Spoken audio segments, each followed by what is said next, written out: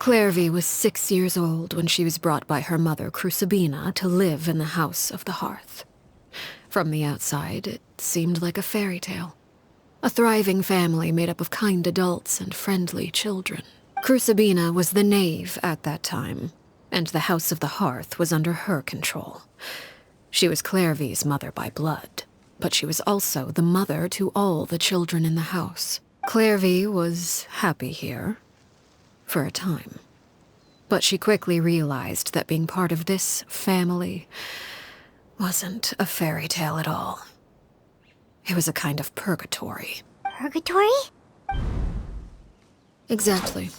The House of the Hearth takes in war orphans from all over Teyvat.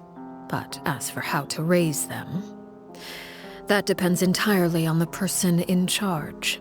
Crucabena came up with a novel idea.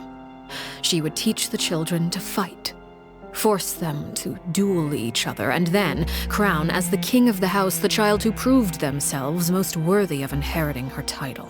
It's difficult to estimate the number of children who died or were maimed in the process. There's little I can say about the ones who died. The ones that emerged with permanent injuries, on the other hand, well, they still served a purpose. They would be handed over to the doctor to be experimented on, or sent away on dangerous missions. Nothing more than tools to be used and then discarded. So those were the experiments Clervie was talking about. But what actually happened to her? You said that Clervie was Crucabena's daughter, so if Clervie tried to convince her to stop what she was doing, Crucabena probably would have listened, right? Despite being Clervie's mother, Crucabena cared little for her daughter.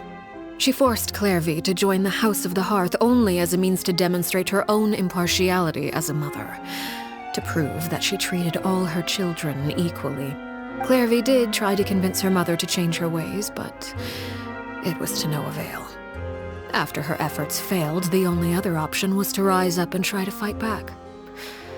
Unfortunately, the other children had already been thoroughly indoctrinated into the illusion of happiness Crucabena had created. Of course, there was one exception.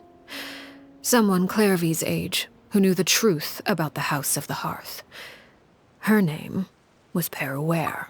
Wait, the friend that Clervie mentioned? Friend, huh? Clervie was a cheerful and passionate person with a tenacious spirit.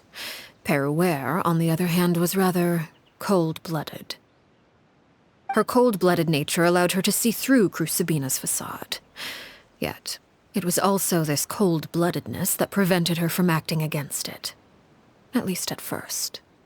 While Clervie longed for freedom, Peruere was convinced that, amid all the fighting and violence, she would make it until the end. Despite their differences, the two became fast friends, united by their knowledge of the truth. Clervie told Peruere that she hoped to create a real family, where no one would be killed or sacrificed. There may have been a certain naivete to her ideas, but Clervie proved her determination many times over. She tried countless times to run away, ask for help, or expose the truth. But her efforts only earned her beating after beating. The only thing that kept her going was her strength of will.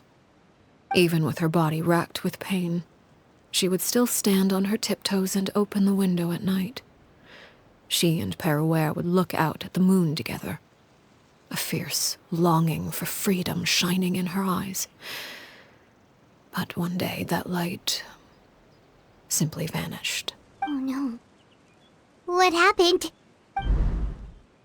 Her hopelessness resulted from a culmination of things. 10 years had passed. 10 years worth of failure after failure.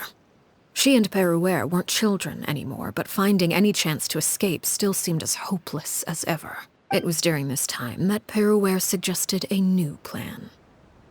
If escaping was out of the question, why not take down the very person sitting on top of this throne of lies? Mother herself. Clervie rejected that proposal. She claimed that, as a famous harbinger, Crucabena possessed an unimaginable amount of power. Trying to kill her would have an incredibly low chance of success. Clervie never gave another reason, but Peruere could see it written all over her face. Clervie still thought of Crucabena as her mother. Killing her own flesh and blood was a line she couldn't bring herself to cross. If she couldn't escape and fight back, then only one option remained. Precisely. Death was the only way that she felt she could be free.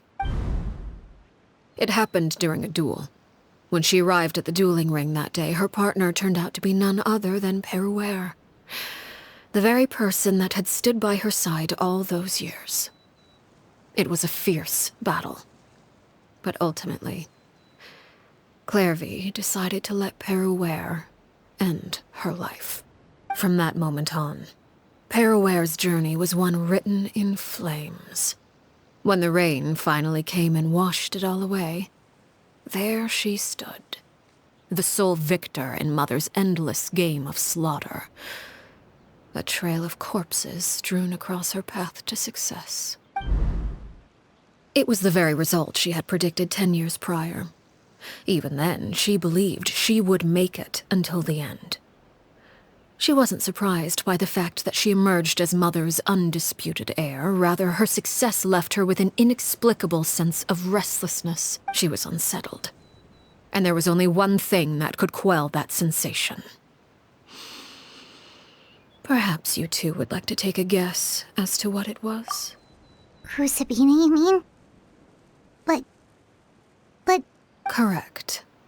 This is the place where Peruere killed her best friend.